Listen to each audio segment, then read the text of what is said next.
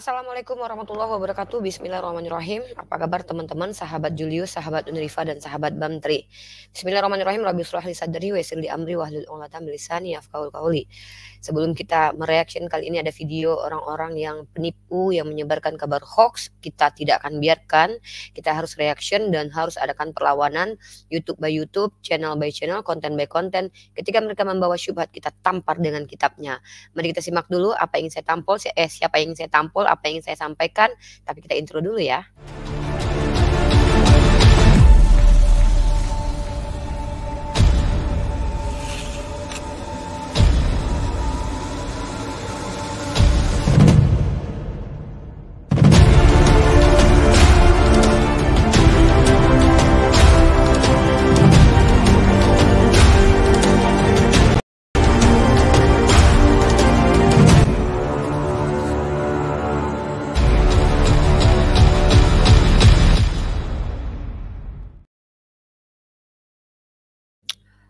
Oke, teman-teman, inilah kebiasaan mereka menjual agama, bukan hanya menjual Tuhan, menjual agama. Bahkan bisa jadi demi uang mereka akan jual diri mereka, istri dan anak-anaknya, teman-teman. Kenapa? Menjual Tuhan saja mereka mampu, apalagi menjual agama, anak, istri, dan juga keluarganya. Demi uang, demi konten, mereka melakukan fitnah keji terhadap orang-orang yang belum mereka kenal. Hanya untuk apa? Mencari empati atau mencari follower atau mencari subscriber atau menyenangkan hati para jemaat-jemaat awam yang senang sekali dibodoh-bodohi atau ditipu, teman-teman. Itu terjadi, mungkin ingat kasus Yusuf Manubulu, betapa banyak yang menonton dari pihak Kristen lalu bertepuk tangan di bawah ketika menyaksikan ada adegan mualaf palsu, murtadin bukan mualaf, murtadin odong-odong atau murtadin palsu. Ini pernah kita alami sekitar 4 atau 3 tahun lalu, di mana kita sering melihat Yusuf Manuk Berbulu, salah satu konten kreator yang seorang pendeta, saya tidak tahu apa dia pendeta atau bukan, itu tertangkap polisi gara-gara dia itu mengadakan kesaksian-kesaksian palsu. Maka kita bisa lihat, dari buahnya lah kamu bisa melihat manakah ajaran itu yang benar atau tidak. Maka saya pastikan orang-orang ini hanya mengklaim bahwa mereka itu pengikut Yesus, padahal sebenarnya mereka adalah penghujat Yesus. Dari mana saya bisa mengatakan bahwa mereka penghujat Yesus? Karena bagi mereka mendustakan sesuatu itu hal yang biasa. Menyebarkan kabar hoax itu adalah hal yang biasa. Itu kenapa mereka terkadang lebih cepat percaya terhadap doktrin tanpa menyelidiki lebih dahulu, dan kita tidak boleh seperti itu. Al-Quran mengajarkan kita untuk afala yata'qilun, afala yatadabbaru, afala yatafakkaru. Kita diperintahkan untuk berakal, berpikir, dan juga mentadabur. Tetapi kebanyakan dari mereka yang saya temui, yang saya anggap sebagai oten ya, apa itu oten? Oten adalah oknum Kristen, mengaku beragama kasih, mengaku beragama yang memiliki Roh Kudus. Bahkan mereka mengklaim di dalam diri mereka ada Tuhan, tetapi di hadapan kita mereka mempertontonkan kebotolan mereka.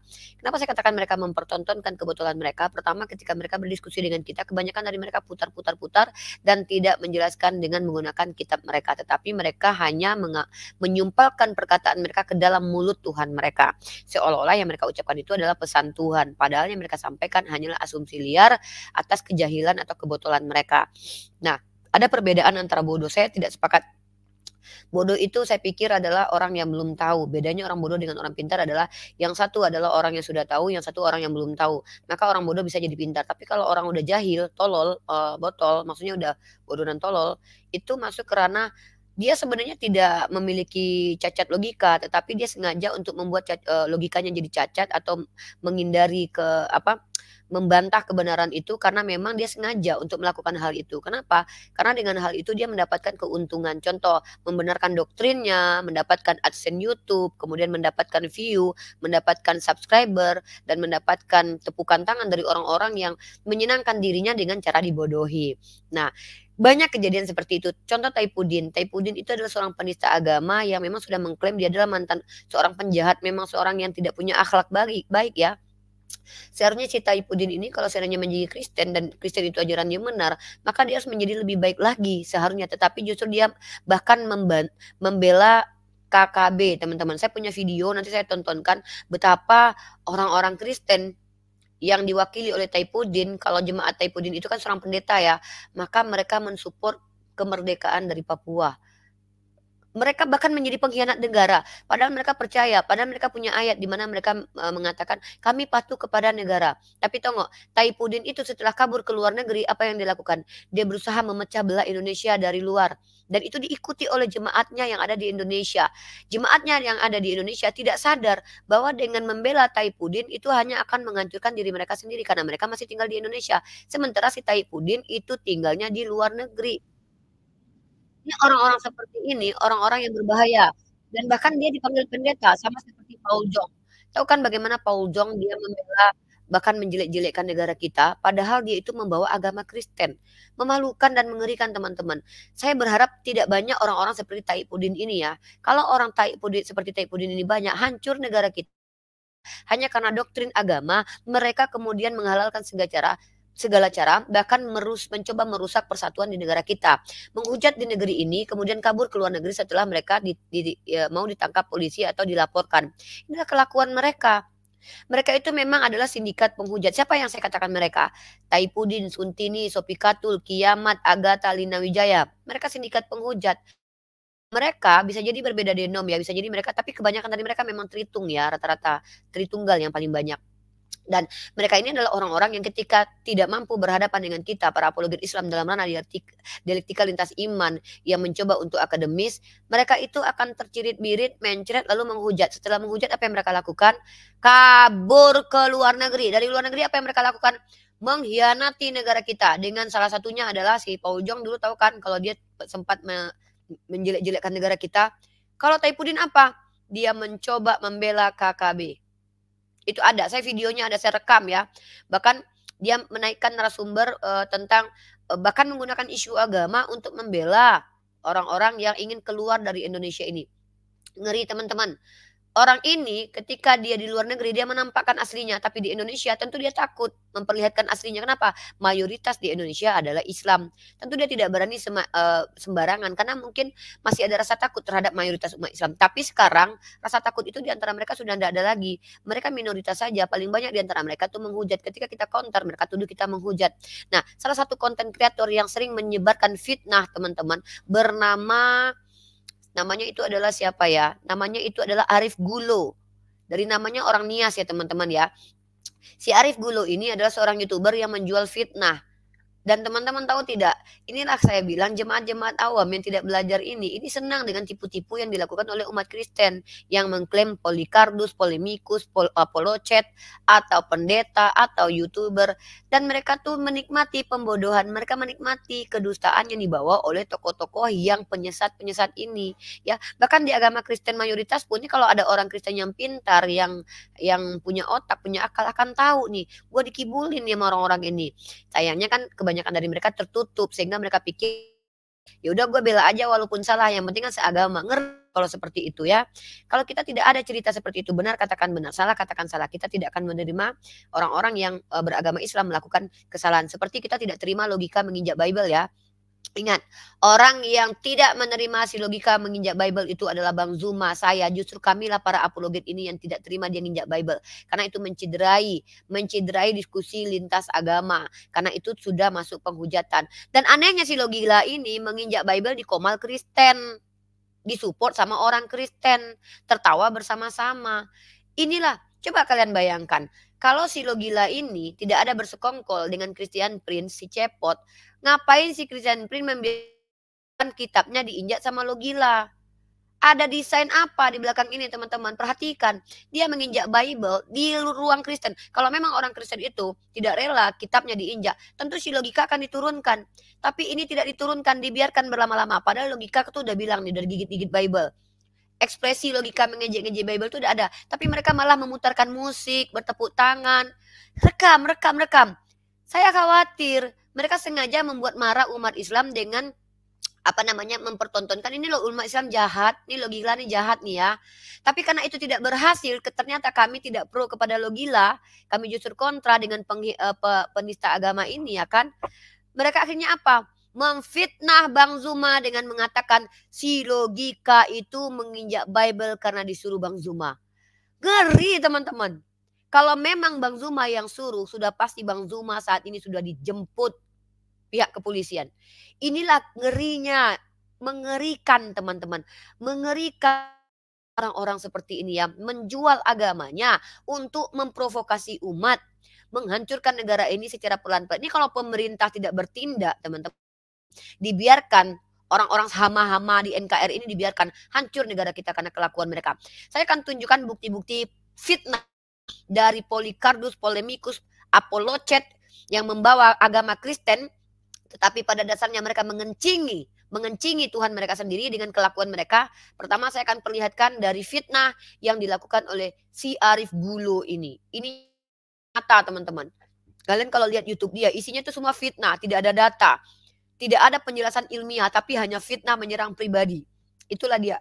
Nama YouTube-nya adalah Laskar Kristus, nama orangnya Arif Gulo, orang Nias ya, dari namanya orang Nias.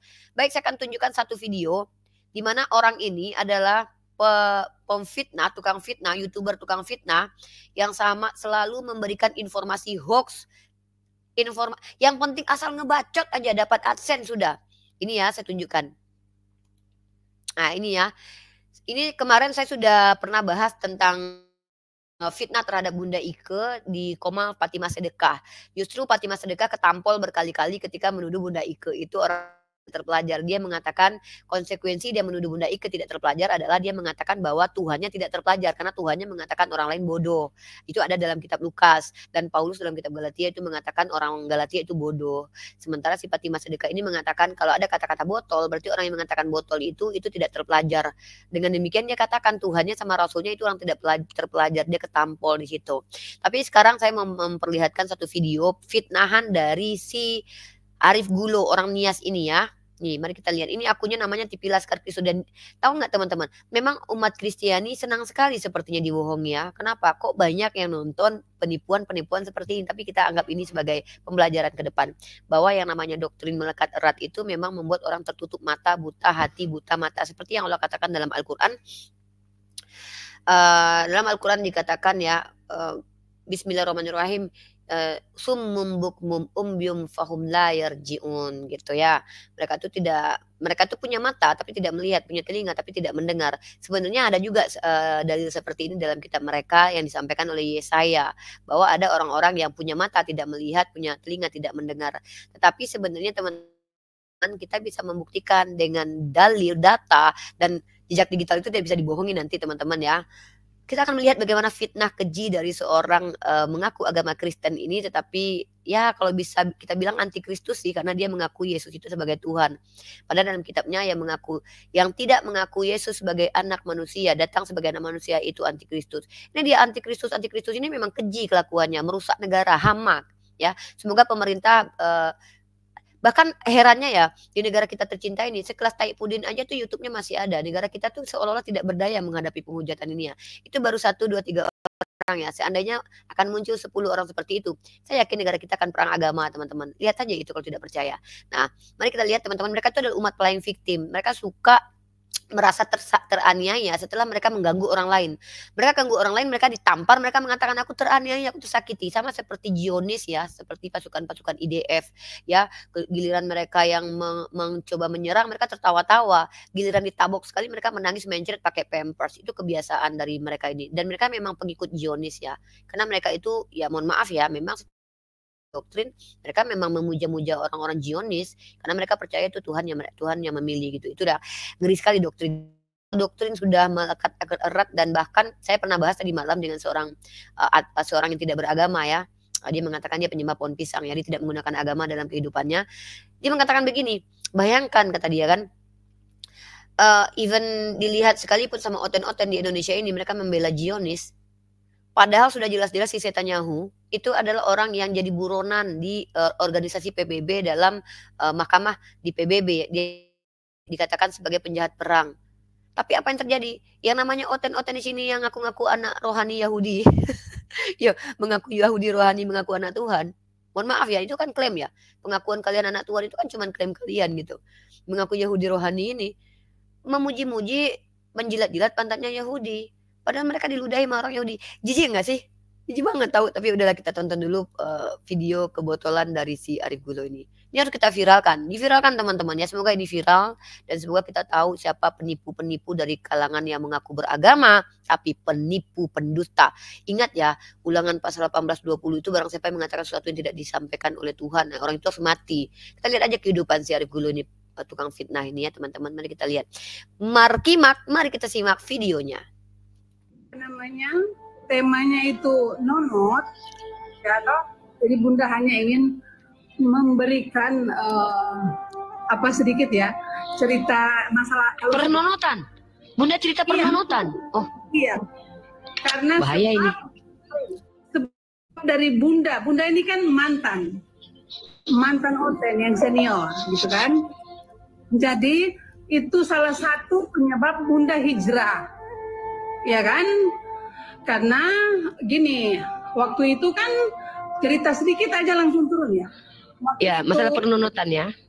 Ya, waktu itu kan saya bertanya karena saya mulai pintar kan waktu itu, dari botol mulai pintar. Jadi saya bertanya, kok katanya tuh Yesus itu 100% manusia, 100% Allah gitu. Jadi waktu itu saya tanya, kalau dia 100% manusia, berarti dia sempurna dong, seperti manusia pada layaknya seorang laki-laki, ya kan? Dari situ kan kita sudah kesimpulan bahwa di saat dia 100% manusia, harus lengkap dong dengan pernonotan. Kan gitu. Jadi saya mulai ragu loh, kok Tuhan saya waktu itu saya masih di sebelah, masih jadi oten, atau masih botol. Mulai dari situ, loh kok Tuhan Masya Allah. Manusia, kan gitu. Karena yang namanya manusia ya lengkaplah dengan pernonotannya kalau 100% manusia.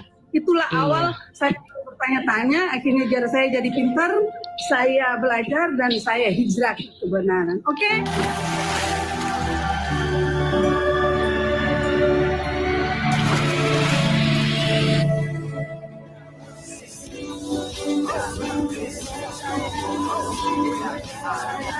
Ruhul Kudus ilahu wahid. Salam alechem bisem Yeshua. Ya, satu ini saya selalu ajukan ini teman-teman ya.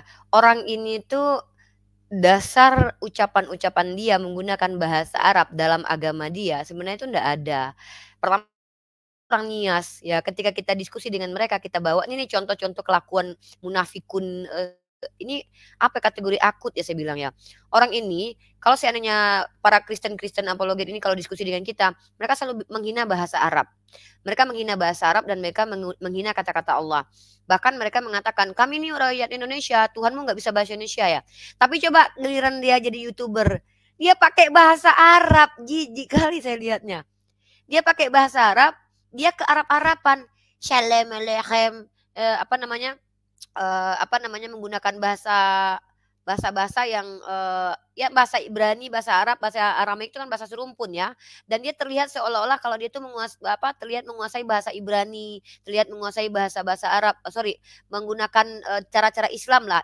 Bukan bahasa Arab, cara-cara Islam. Bismillahirrahmanirrahim. Dia pakai itu untuk menyiarkan agamanya. Bismillahirrahmanirrahim. Itu adalah Al-Quran. Lalu tiba-tiba diganti dia ke bahasa Ibrani. Maksud saya tadi itu bahasa Ibrani. Dia bilang ini, Bismillahu Yeshua Hamasyah. Jijik banget gak sih? Udahlah niru-niru ayat-ayat Al-Quran. Pakai bahasa Ibrani. Padahal mereka sendiri tuh gak diakui sama orang Yahudi. Gini lah, maksudnya gini ya. Ini mohon maaf nih, ini kita harus angkat. Pertama gini, mereka itu mengklaim diri mereka itu kan Yahudi rohani. Tetapi orang Yahudi tidak pernah mengakui keberadaan mereka, bahkan mereka diludahi. Yang kedua adalah mereka menghina bahasa Arab. Menghina bahasa Arab. Mereka menghina tata cara orang Islam, perilaku orang Islam. Nah, dalam Islam itu ada ayat ayat Al-Qur'an diantaranya adalah penggalan Bismillahirrahmanirrahim. Tapi mereka tidak punya identitas, ingin diakui Yahudi, tapi meniru-niru umat Islam dengan menggunakan lafaz Bismillah diganti menjadi nama Tuhannya, menjijikkan dan memalukan. Masalahnya adalah siapa yang ngajarin dia dengan menggunakan kata Bismillah, Ruhul Kudus, Yeshua Hamasyah. Kita nggak perlu teman-teman, pada mulanya Allah bersama Nabi Muhammad, nggak perlu menjijikkan kita menggunakan kitab suci orang lain, lalu kita pindahkan ke kitab kita atau ke kehidupan kita, pembicaraan kita. Ya, saya ulangi sekali lagi ya, sangat menjijikan sekali kalau kita menggunakan identitas agama orang lain dalam keimplementasi agama kita. Tetapi orang ini menunjukkan bahwa dia nggak percaya diri dengan agamanya. Kitabnya berbahasa Yunani. Ya, karena gini, kalau kita bicara apakah Yesus berbahasa Ibrani, itu bisa jadi bisa tidak. Karena Yesus sendiri kan ada perdebatan bahasa Aramaik dan bahasa Ibrani. Sementara bahasa Aramaik dan bahasa Ibrani itu memang serumpun, sama seperti bahasa Arab. Banyak lafaz-lafaz yang sama. Tapi yang paling menjijikkan adalah ini orang mengucapkan lafaz-lafaz seperti itu yang ngajarin siapa emang pernah Yesus ngajarin seperti itu. Bismillahirrahmanirrahim. Siapa yang ngajarin begitu? Emang ada Yesus menggunakan bahasa Ibrani mengatakan begitu? Ada nggak contohnya dari Yesus? Baptislah dalam nama Bapa, Putra, Roh Kudus. Memang ada dicontohkan Yesus Bismillah mengutip kitab suci orang lain. Mempermalukan diri sendiri mereka-mereka ini. Nggak punya harga diri memang. Makanya terjadi perdebatan karena mereka tuh tidak punya identitas untuk agamanya gitu loh. Nggak punya identitas untuk agamanya. Ini coba perhatikan lagi. Ini memalukan teman-teman, tapi mereka nggak punya rasa malu ya. Emang mereka tuh nggak ada rasa malu. Coba lihat, perhatikan ya.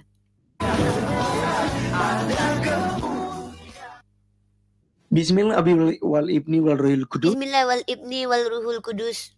Ilahu wahid. Salam Ilahu wahid. elechem bis. Pakai bahasa Arab, nggak tahu malu. Nggak tahu malu. Nggak tahu malu, bener-bener nggak tahu malu. Nggak ada edit. Apa ya? Apa dia jijik gitu sama bahasa kitab sucinya yang asli pakai bahasa Yunani? Bismillahi. Apa? Ya, ini loh orang-orang yang tidak punya identitas. Gini kebiasaan mereka itu kalau menginjili, ya, menggunakan bahasa Arab, menggunakan cara-cara orang Islam, mereka akan menunjukkan bahwa mereka tuh seolah-olah seperti terlihat Islami banget gitu. Karena tujuannya apa? Mereka mencoba untuk mengkristenkan orang-orang yang sudah beragama Islam, melanggar keputusan SKB 2 Menteri. Saya punya videonya banyak sekali itu. Nah, orang ini salah satunya adalah orang yang kalau saya malu nih. Enggak tahu ya, karena mereka memang nggak punya malu ya. Orang ini nggak tahu malu menggunakan bahasa memang bahasa itu tidak beragama, tapi setidaknya punya identitas dalam keagamaan. Ini orang Hindu tuh keren loh. Mereka punya bahasa Sanskerta. Nama Tuhan mereka jelas. Mereka tidak mengutip, tidak mengganti Sang Hyang kayak ada salah satu orang Bali kemarin juga nggak terima ya, karena Sang Hyang Widi dijadikan Sang Hyang Yeshua. Itu ngeri banget loh mengutip-ngutip kalimat sakral orang lain untuk keagamaan lu sendiri gitu loh. Ini orang yang beragama lain kesel sama lu. Nama Tuhan lu ganti-ganti gitu loh. Yang katanya Allah lah, Sang Hyang Widi, astagfirullahaladzim. Dia pakai Bismillahi, coba lihat lagi, dengar lagi nih. Ngeri, ini benar-benar menjijikan tau. Coba lihat.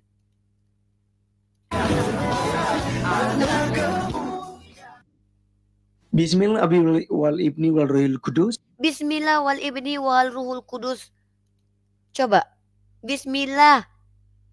Mengutip ayat orang lain lalu dimasukkan ke dalam implementasi ajarannya yang tidak pernah diajarkan Yesus dia gitu loh. Ngeri kan teman-teman? Ini yang kami hadapi. Ya, serigala berbulu domba ini yang kami hadapi hari. Tukang fitnah ini saya bilang dia tukang fitnah ya, karena saya punya bukti dia tukang fitnah. Lihat kita akan saksikan tukang fitnah ini berkuar-kuar dengan kebotolannya sendiri dan mengajak orang lain untuk botol. Dan sayangnya emang banyak di antara mereka yang terbotol-botolkan. Mari kita lihat.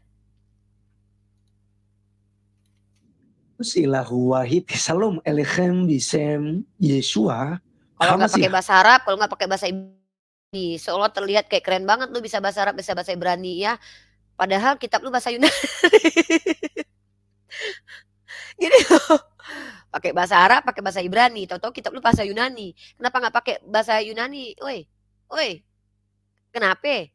Malu gitu karena bahasa Yunani itu bahasa pagan. Kenapa lu? Nggak tahu malu lu. Teman-teman sekalian, pada kesempatan kali ini kita akan kembali membahas Uniriva yang terus merajalela untuk menista agama Kristen ya. Nah, ini fitnah teman-teman ya. Pertama fitnah, dia mengatakan saya menista agama Kristen. Padahal saya pernah tantang dia untuk menunjukkan bukti saya menista agama dia. Dan saya tantang dia apa definisi dari menista. Saya pernah ketemu dia di Komal, tapi dia tercirit-birit mencret. Nanti saya tunjukin ya. Dia tantrum ya di Komal waktu itu. Dia naik ke Komal saya dan dia tantrum. Coba kita lihat lagi apa kata dia. Ini laki-laki tapi mulut ke cewek ya. Lihat bibirnya tuh. Saya tuh perempuan nggak apa-apa. Kalau saya perempuan masih dimaklum, ini tapi jantan tapi mulutnya ke cewek. Lihat nih, parah nih. Ini kalau emak-emak tukang gibah nih kalau orang kayak gini nih, temenan sama emak-emak tukang gibah keren banget nih. Serius. Ini kayak cewek-cewek separuh masak, cowok-cowok separuh masak ya, ini ngegibahin istri orang. Ini kayak gini nih, model-modelnya tipe tipe kayak begini nih. Mari kita lihat ya. Bahkan juga di live ini ada Nora Aritonang yang kemudian juga seorang penghujat yang sudah dilaporkan ke pihak kepolisian ya. Jadi kata si Uni Rifa sebenarnya ini si Nora itu belum ditangkap-tangkap, nanti kalau sudah ditangkap nanti saya akan jenguk ya katanya. Lalu mereka mau olok-olok tentang nonot ya. Mereka membahas nonot daripada Yesus Kristus, kemanusiaan Yesus yang tentu saja disunat dalam umur 8 hari. Dan inilah yang mereka bahas ya, mereka mengolok-oloknya. Nah ini dia bilang apa? Mengolok-olok nonot Yesus katanya. Padahal mau diingkari Yesus itu punya nonot, mohon maaf nih. Itulah kenapa saya katakan mereka ini adalah penista Tuhan sejati, tetapi akhirnya mereka ketika kita buka konstruksi berpikir bahwa kita menganggap itu penistaan ketika mengatakan Tuhan itu punya kelamin. Nah, tetapi akhirnya mereka merasa ternista dengan kita membahas bahwa Yesus itu punya kelamin dan kemudian bagi kita kita tidak terima Tuhan yang punya kelamin. Karena bayangkan ya, mohon maaf nih, Tuhan punya alat vital yang dimiliki oleh laki-laki dewasa dengan fungsi-fungsinya. Nah, dan ini menjadi perdebatan juga di agama Kristen. Nanti saya tunjukkan perdebatan antara Demian dengan Samuel terkait nonot Tuhan.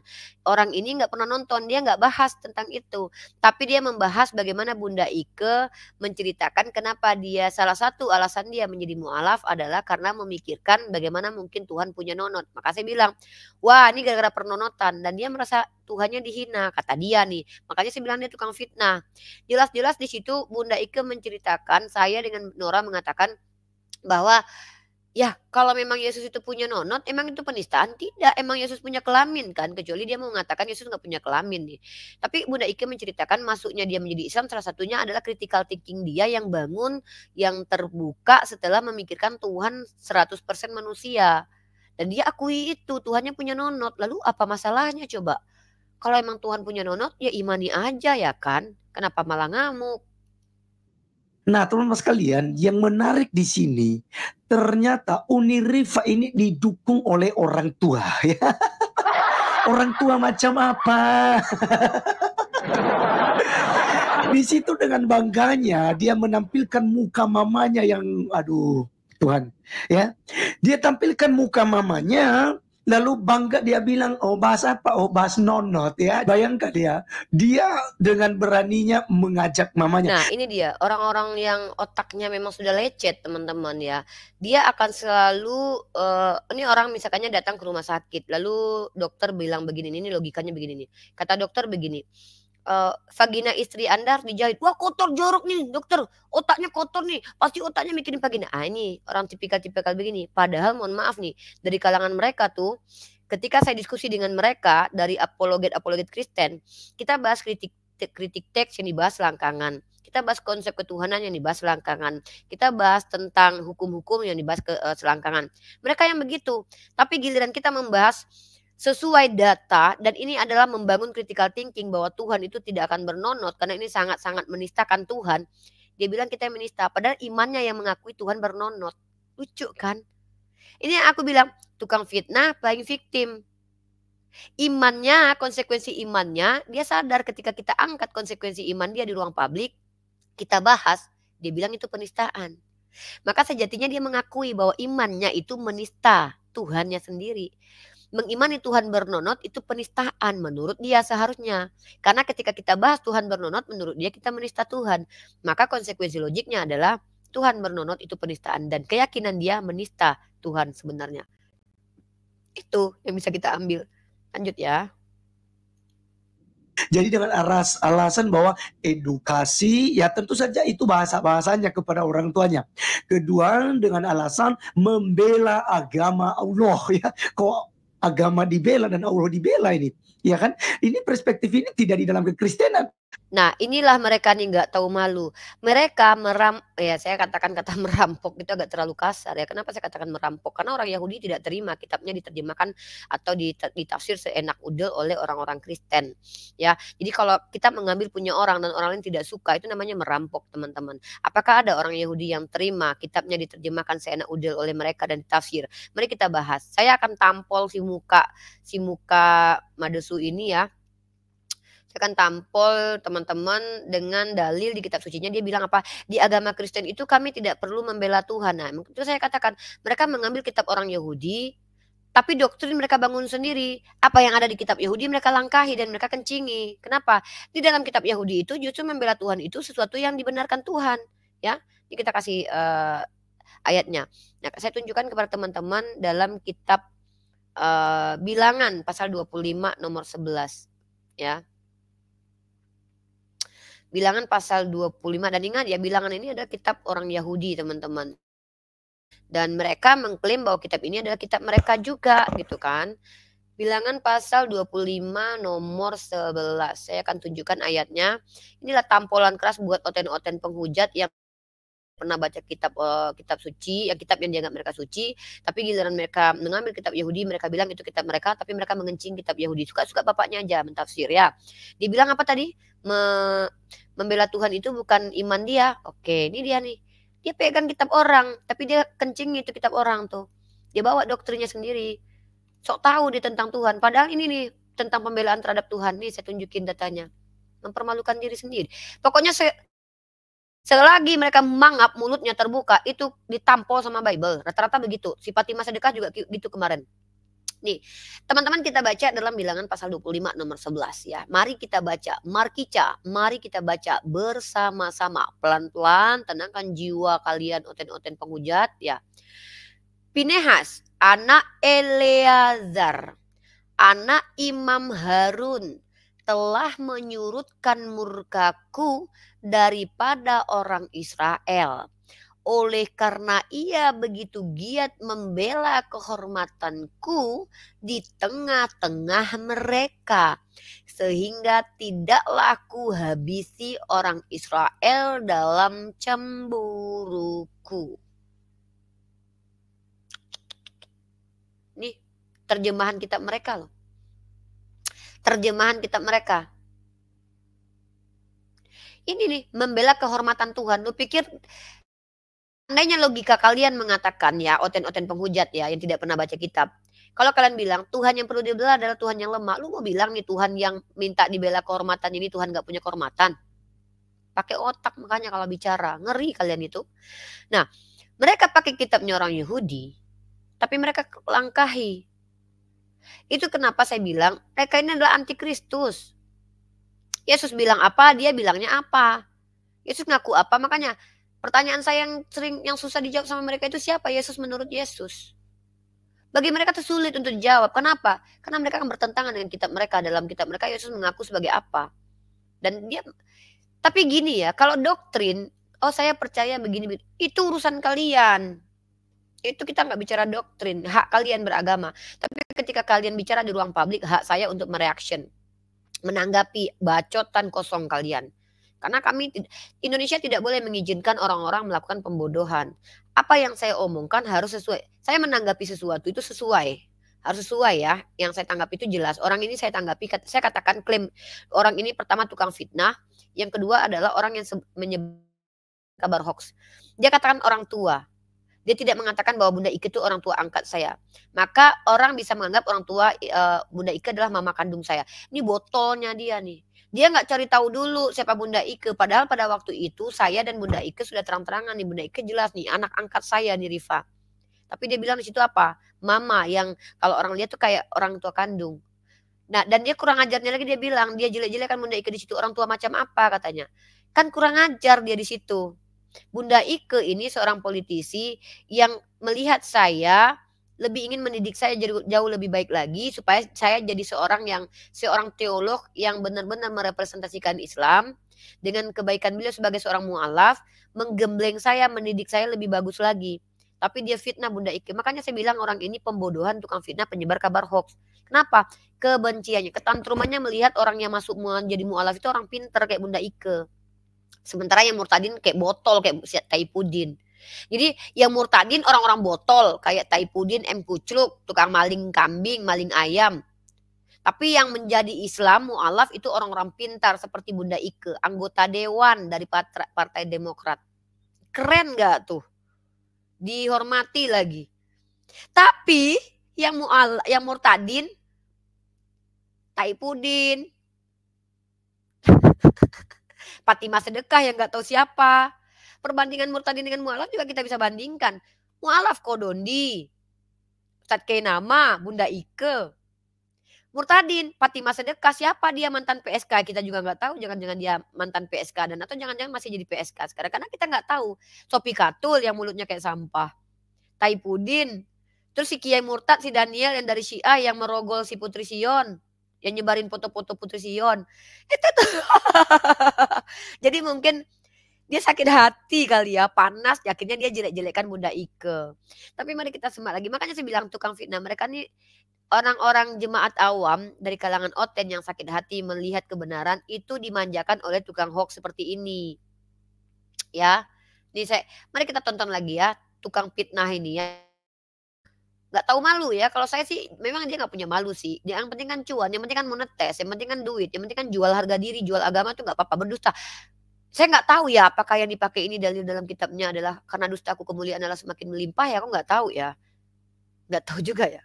Karena dustaku kemuliaan adalah semakin melimpah. Mengapa aku harus dihakimi? Itu Paulus. Mereka kan harus menauladani Paulus karena Paulus mengajarkan untuk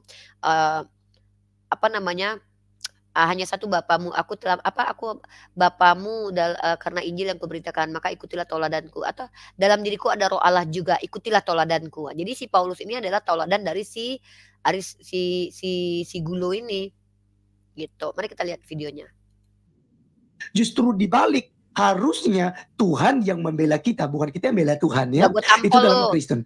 Jadi ini sangat menarik sekali. Udah gue tampol lu, Tuhan Bani Israel itu minta dibela, senang kalau dibela. Dan lu bilang Tuhan lu membela lu. Ini lucu nih. Mari kita lihat apakah betul Yesus membela orang Kristen. Ya, ini dalilnya nih lucu nih karena makanya kalau ngomong tuh pakai data.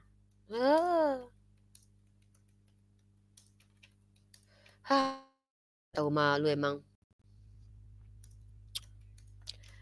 Aduh. Nih ya, apakah Yesus itu membela orang Kristen? Kita harus bertanya kepada Yesus. Kalau cuma doktrin ya itu urusan kalian. Tapi kita dengan critical thinking. Karena kalian sudah masuk ke ranah fitnah, kami juga harus menjawabnya dengan data. Karena kami nggak mau memfitnah seperti kalian. Mari kita lihat pertanyaannya. Kalau memang kalian dibela sama Yesus, kenapa Yesus bilang begini? Nah nih, baca ayatnya. Bukan setiap orang yang berseru kepadaku Tuhan, Tuhan akan masuk ke kerajaan surga. Pertanyaan saya, kenapa orang yang memanggil Tuhan, Tuhan kepada Yesus tidak masuk ke dalam kerajaan surga? Walaupun di sini Yesus menjelaskan yang masuk kerajaan surga adalah melainkan dia yang melakukan kehendak Bapakku yang di surga. Nah kamu sebagai Kristen pertanyaannya, ketika kamu menjadikan Yesus sebagai Tuhan, memiliki doktrin Trinitas, kapan Bapa memerintahkan hal itu untuk kamu imani? Hah? Sehingga kamu layak dibela sama Yesus. Kamu bilang Yesus membela kamu. Hei, kamu baca ini. Bukan setiap orang-orang yang berseru kepadaku Tuhan, Tuhan akan masuk ke dalam kerajaan surga. Kamu siapa dibela Yesus? Emang kamu penting buat Yesus? Jangan kamu mengklaim mentang-mentang. Jadi gini ya, cinta bertepuk sebelah paha itu sering terjadi. Saya anak Tuhan. Sejak kapan Tuhan ngangkat kamu jadi anak? Ya, ini gara-gara kata-kata filosof dari si Epimenides nih. Bukankah kita keturunan ilahi kata Paulus? Lagi-lagi kamu mengikuti Paulus. Jadi kamu mengaku dibela Yesus. Kapan emang kamu siapanya Yesus? Yesus saja minta berdoa kepada Bapaknya. Lah siapa ente gitu? Oh saya kan Kristen ya. Iya doktrinnya kan itu klaim kalian. Tapi ketika kalian bicara di ruang publik membawa-bawa nama orang lain, saya akan reaction. Kapan Yesus membela kamu? Siapa kamu? Emang kamu apanya Yesus? Keluarga bukan? Keluarga juga bukan, teman juga kagak. Lah terus siapa elu gitu loh? Kok dibela sama Yesus? Kan lucu. Lucu aneh kan? Nah mari kita lanjut teman-teman. Akhirnya Rifa memberikan alasan ini kepada orang tuanya. Dan juga ya alasan yang ketiga, ya adalah ya untuk menyiarkan agama Islam. Tapi menyiarkan agama Islam dengan cara ya tidak elegan. Ya. Duh, tidak elegan itu kayak mana? Menipu seperti ini. Membuat kabar hoax seperti ini yang elegan. Gini ya, Gulu. Gini ya, siapa namamu? Arif Gulu. Kami umat Islam itu umat yang tidak terbiasa berlemah lembut tapi menyisipkan dusta di dalamnya. Nggak semua yang lembut itu bagus. Tokai, tai itu juga lembut tapi bau. Umat Islam itu harus tegas perkara akidah. Ketika kita bilang, bagaimana mungkin Tuhan bernonot dan itu memang dipertentangkan oleh agama oleh para apologet kalian, maka kami angkat itu menjadi topik untuk difikirkan oleh manusia. Apa betul Tuhan itu berkelamin? Tapi ketika kamu mengakui Tuhan berkelamin, lalu kami bilang Tuhan kamu berkelamin, jangan bilang kami menista lah. Berarti kamu mengakui bahwa iman kamu tuh menista gitu. Itu sebenarnya. Lanjut lagi. Ada penistaan-penistaan yang dilakukan. Justru di sini orang bisa menilai tentang agama Islam itu seperti apa. Ya orang akan menilai bahwa agama Islam itu mengajarkan orang untuk critical thinking, kritis berpikir. Ya benar nih, kalau Tuhan 100% manusia berarti dia kalau Tuhan 100% manusia berarti dia memiliki sifat kemanusiaan. Salah satunya apa? Birahi. Karena birahi itu sifat manusia, kecuali lu bilang dia nggak normal. Apa iya Tuhan birahi? Bahaya kalau Tuhan birahi loh. Kalau Tuhan memiliki sifat birahi, dengar ya, ini statement gue, premis awal, premis akhir. Premis awal, Tuhan 100% manusia. Premis kedua, kalau Tuhan 100% manusia, maka dia memiliki sifat manusia. Konklusinya, Tuhan memiliki birahi. Itu konklusi itu. Premis 1, Tuhan 100% manusia. Premis 2, manusia memiliki sifat birahi. Ya. Nah, kalau manusia tidak memiliki sifat birahi, dia nggak normal by the way. Kalau dia 100% Tuhan yang normal sebagai manusia, dia memiliki birahi. Maka konklusinya Tuhan punya birahi. Dan bahaya coy kalau Tuhan punya birahi. Ngeri kalau Tuhan punya birahi. Ciptaannya tuh bisa dilakukannya apapun kepada ciptaannya. Oh, nanti kalian jawab, kan tidak ada tertulis dalam kitab. Tidak semua yang terjadi dalam hidup Yesus itu harus tertulis dalam kitab. Kenapa? Yesus itu terdeteksi hidupnya cuma 3 tahun. Jadi sepanjang kehidupannya itu ada hal-hal yang kalian gak tahu. Padahal dia seorang Tuhan loh. Kalau memang Yesus itu penting, maka dia harus tertulis kehidupannya. Kenapa? Dia Tuhan. Nabi Muhammad aja kehidupannya tertulis mulai dari kecil dalam sirah nabawiyah, dalam hadis-hadis, perjalanan kehidupannya tertulis. Padahal dia cuma nabi. Lah kalian punya Tuhan, tapi cuma 3 tahun tertulis kehidupannya. Lucu. Ya, itu opini ya, pendapat saya membandingkan antara Tuhan kalian dengan nabi. Kalau nabi kami penting sehingga dia tertulis, terdata, sirah nabawiyah, bahkan waktu dia kecil juga terdata, terbaca. Bahkan tahu seluk-beluk nabi kami. Itulah nabi kami, penting bagi kami. Ini Tuhan tapi cuma 3 tahun diketahui. Aneh kan? Lanjut. Nah baik teman-teman sekalian, kita akan mengomentari, kita akan luruskan nanti beberapa pernyataannya. Namun sebelumnya seperti biasa, kita langsung saja simak videonya yang ada berikut ini. Menghina agama itu penistaan. Tunjukkan kepada saya kapan saya pernah menghina Yesus. Saya nggak terima loh diginiin. Beginilah. Teman-teman, ini video yang sudah pernah saya putarkan ya. Saya menantang semua orang Kristen pada waktu itu. Tunjukkan kepada saya kapan saya pernah menghina Yesus. Yang dia tampilin apa? Dia tunggal 1 batang 2 telur ajaran Pak JJ. Senangnya potong-potong ayat sih, lalu memfitnah kita. Kerjaan kalian tuh kalau nggak fitnah, sebar hoax, kalau nggak memberikan provokasi kepada orang-orang untuk membenci orang lain. Itulah kalian, kerjaan kalian. Potong-potong kalian juga bilang kami potong-potong ayat. Padahal kalian tuh pendetanya kalau berdiri di mimbar juga nggak ada yang baca 1 perikop, 1 potong ayat juga yang dijadikan doktrin. Kadang begitu. Nggak tahu ya mereka. Kalau mereka yang berbuat keji itu kayaknya mereka tuh nggak apa-apa. Kalau kita seandainya mengikuti pola mereka bilang, keji sekali kamu. Saya percaya Tuhan bernonot karena Tuhan saya itu 100% manusia. Giliran kita bilangnya Tuhannya bernonot. Kamu menghujat. Otak kalian ada nggak sih? Lanjut lagi nih. Dicincang terbalik, dibikin segi hitam trinitas. Ada burung, ada 2 telur. Trinitas tuh. Gitu. Bisa jadi ya. Nah, dan ini juga botol banget ya. Sejak kapan menghina Yesus itu adalah membuat konsepsi terkait tentang Trinitas yang dibawa sama Pak JJ.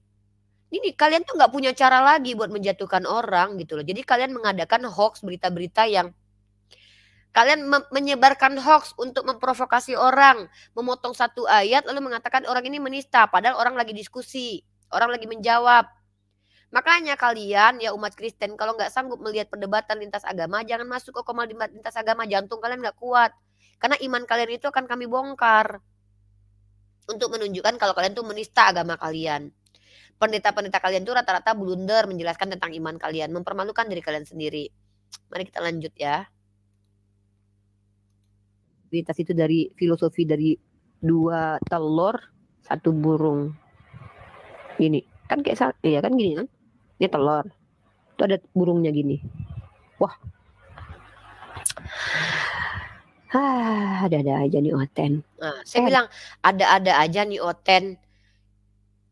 Ini bukti kadang-kadang ini teman-teman ya, fitnah dari orang-orang dari kalangan Kristen sendiri itu harus dilakukan untuk membungkam kita yang selama ini terbukti diskusi menggunakan data-data valid. Data-data dari sumber primer mereka, entah sumber sekunder ataupun sumber tersier. Dan mungkin karena tidak sanggup menghadapi kita dalam ranah dialektika 2 arah, ya cara keji harus dilakukan apa itu bungkam kita dengan cara-cara memfitnah gitu ya. Tapi nggak apa-apa lah.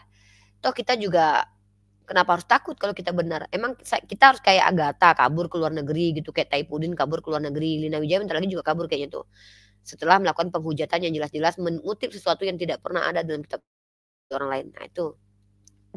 Iya ini benar loh, ini bukan perkataan cabul karena ini perkataan betul. Yesus itu punya kelamin, dia punya penis. Tuh punya kan saya bilang kan, Yesus itu punya kelamin, Yesus itu punya telur. Kalau kalian ini bilang penghujatan terhadap Yesus, pertanyaannya kalian mau bilang mengaku Yesus punya penis dan telur itu artinya menghina. Kalau begitu yang menghina ya kalian. Ya ampun. Oke. Sebelum saya melanjutkan ya teman-teman ya, ada satu video di mana orang Kristen sesama orang Kristen sendiri berdebat tentang apakah Tuhan itu punya nonot atau tidak. Nah ini yang menjadi asbab kami pada waktu itu membahas tentang pernonotan ya. Karena pada waktu itu teman-teman antara orang Kristen dengan orang Kristen sendiri mempermasalahkan tentang pernonotan. Mana ya? Bukan ini nih, bentar ya. Oh, saya salah nih. Bukan ini videonya. Di sini ceritanya itu gini, teman-teman. Ada video debat antara Demian sama Samuel Siahaan. Tahu sendiri ya, Demian ini kan denominasinya tuh Tritunggal. Kalau si Kalau si Samuel kan Oneness, ya kan? Mari kita lihat di sini tuh, bentar ya.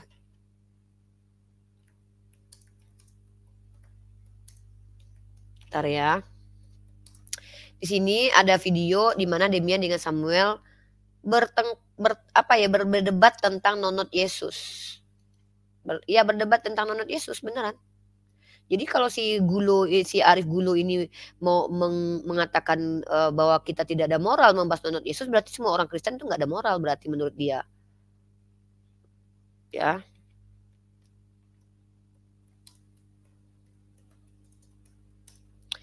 Ya, untungnya kita makanya konten balas konten. Nah, ini nih.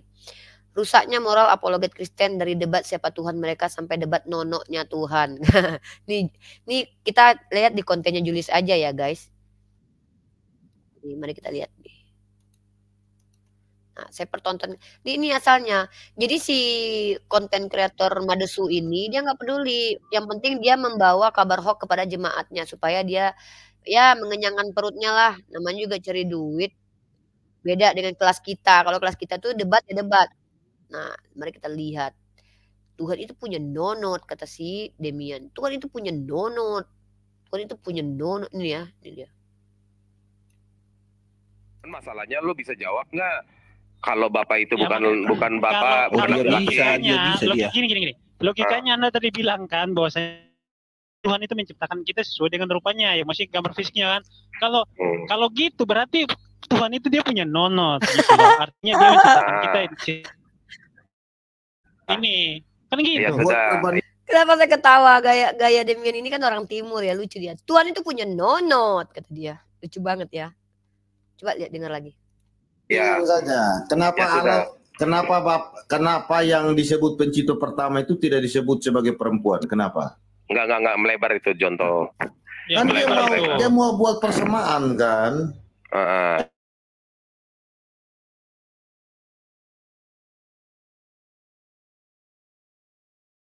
Dengan fisikal dong. Iya.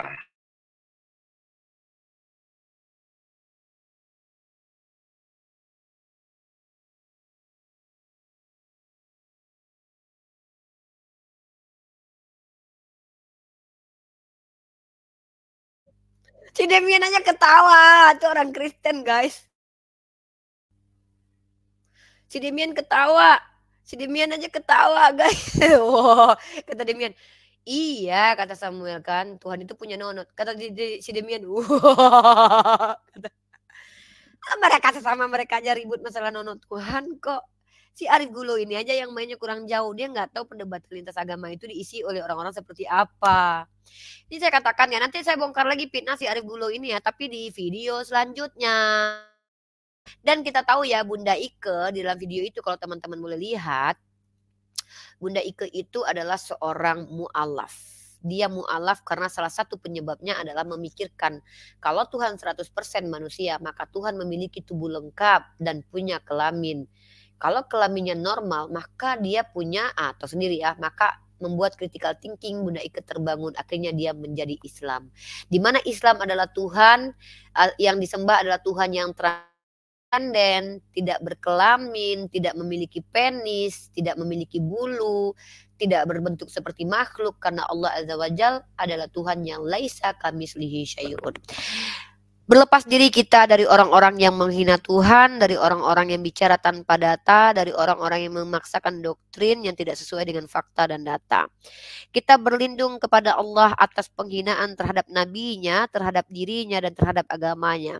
Semoga dengan penjabaran kita membuka wawasan manusia untuk membuktikan ada serigala berbulu domba, tukang fitnah, tukang hoax, dan juga orang yang mencoba mengajarkan agamanya dengan mirip-mirip agamanya dengan orang lain. Menggunakan bahasa Arab, bahasa Ibrani, dan juga menggunakan cara-cara orang lain beribadah, ya bisa jadi untuk melakukan sinkretisme. Na'udzubillahi min dzalik, berlepas diri kita dari orang-orang yang mengaku beragama Kristen tapi pada dasarnya mereka sebenarnya menghinakan agamanya sendiri. Saya kalau jadi orang Kristen, saya akan malu punya apologet seperti ini, seperti si Arif Gulo ini, YouTuber seperti ini, tukang fitnah, tukang penyebar kabar hoax ya. Ya, semoga Allah memberikan dia pelajaran dan semoga dia sadar apa yang dilakukan ini adalah fitnah, karena fitnah itu lebih kejam daripada pembunuhan, teman-teman. Hanya ingin menyerang pribadi seseorang lalu dia menyebarkan kabar yang dusta, menyembur-nyemburkan kabar bohong. Dalam kitab Amsal sendiri dikatakan orang yang menyembur-nyembur kabar bohong, kalau nggak salah Amsal apa Ulangan ya, itu tidak akan luput lah. Kita lihat aja matinya gimana. Kalian lihat kan bagaimana Tante Uti meningsoy kemarin setelah nginjak Al-Quran. Ya, dan na'udzubillah min dzalik, semoga Allah lindungi kita bersama dari penghujatan terhadap Allah, terhadap baginda Nabi Muhammad sallallahu alaihi wasallam, nabi-nabi yang lainnya, dan juga orang-orang yang dimuliakan oleh Allah. Mungkin itu saja yang bisa saya sampaikan. Wabillahi taufik wal hidayah. Assalamualaikum warahmatullahi wabarakatuh.